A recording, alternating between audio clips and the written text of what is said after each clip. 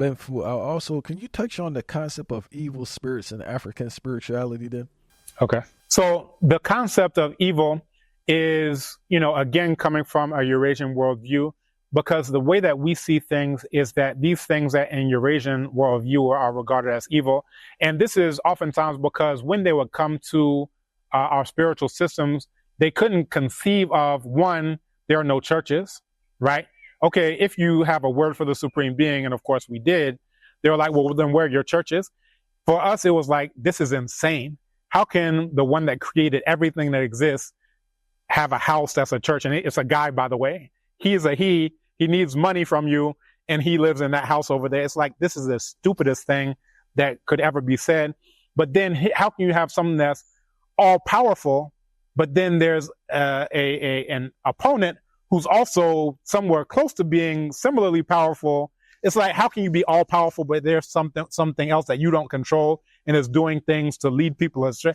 So what they did is that they would find some obosom, or they would find some orisha, or they would find some spirit. Again, the word for orisha would also translate to spirit. The word for obosom would also be spirit. The word for abwetia would also be spirit. Like, they don't have the conceptual depth in order to really deal with this thing.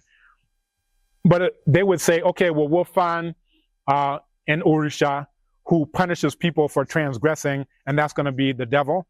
And that's what they did. They took Eshu, the orisha associated with the crossroads, where you make decisions that may be good, that may be bad, but ultimately it's your decision. And then you reap the benefits or the detriments from the path that you chose. That's why Eshu is associated with Orita. That's why in Yoruba they say, Onile Orita, the owner of the house of the crossroads, right? So the concept, these Eurasians, white people, so forth, they couldn't conceive that there's no devil. So they said, okay, we're going to find some entity in your worldview, and we're going to say that one is the devil. I was just looking at a film called Anikulapo, and when they're talking about Eshu, in the subtitles it says, oh, you have to make a sacrifice to the devil. Now here's something that's supposed to be a traditional story, so forth and so on, but you can see, and this is just to your point, how the English language has colonized their concept of reality, because Eshu doesn't equal devil or Satan or anything, where if you have Amin, then you're going to have Mut, and then you're going to have Khonsu as a child. If you have Asar, you're going to have Aset, then you're going to have Heru as a child. And, you can find this all throughout. So most people are familiar with that trinity of Asar, Aset, and Heru, but every single town had a trinity like that of a father, a mother, and a child, you see?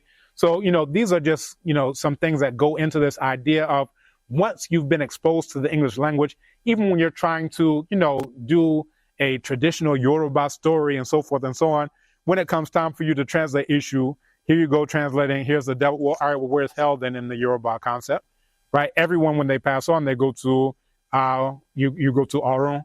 So, where is that? Where does this come in? But again, that's what I would call the colonization of people's concept of reality. And in doing so, they end up colonizing even our concept of the spiritual realm. God is a man. He's a white guy with a beard. He has a magic wand. He's zapping stuff. It's like just so ridiculous.